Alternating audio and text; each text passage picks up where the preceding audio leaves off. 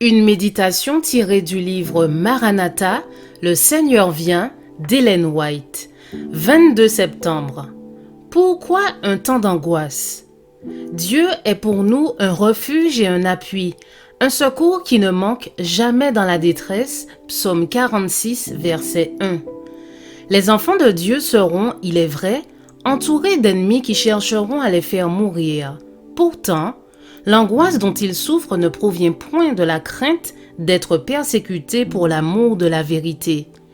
Ils craignent de ne point s'être repentis de chaque péché et que, par une faute quelconque, ils ne puissent voir se réaliser en eux l'accomplissement de la promesse du Sauveur. Je te garderai aussi à l'heure de la tentation qui va venir sur le monde entier pour éprouver les habitants de la terre. Apocalypse 3, verset 10. S'ils pouvaient avoir l'assurance de leur pardon, ils ne reculeraient point devant la torture et la mort. Mais s'ils étaient reconnus comme indignes de pardon, et s'ils devaient perdre la vie à cause de leurs propres défauts de caractère, alors le saint nom de Dieu serait déshonoré. De tous côtés, ils entendent parler de complot, de trahison, et voient les agissements menaçants de la rébellion. Cela fait naître en eux le désir intense de voir cette grande apostasie se terminer et la malice des méchants arriver à une fin.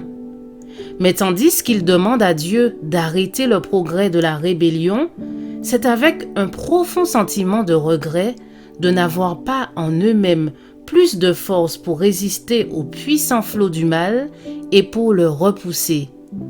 Ils ont le sentiment que s'ils avaient toujours employé toute leur capacité au service du Christ, avançant de vertu en vertu, les forces de Satan auraient moins de pouvoir sur eux.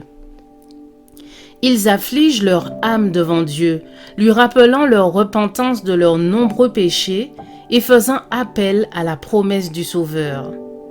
À moins qu'on ne me prenne pour refuge, qu'on fasse la paix avec moi, qu'on fasse la paix avec moi. Ésaïe 27, verset 5.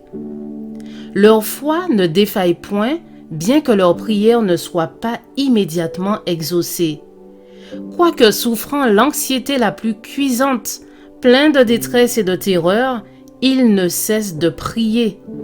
Ils s'attachent à la puissance de Dieu comme Jacob s'attachait à l'ange, et de leur âme s'échappe ce cri: « Je ne te laisserai point aller que tu ne m'aies béni. » Le temps d'angoisse est le creuset qui révélera les caractères semblables à celui de Christ.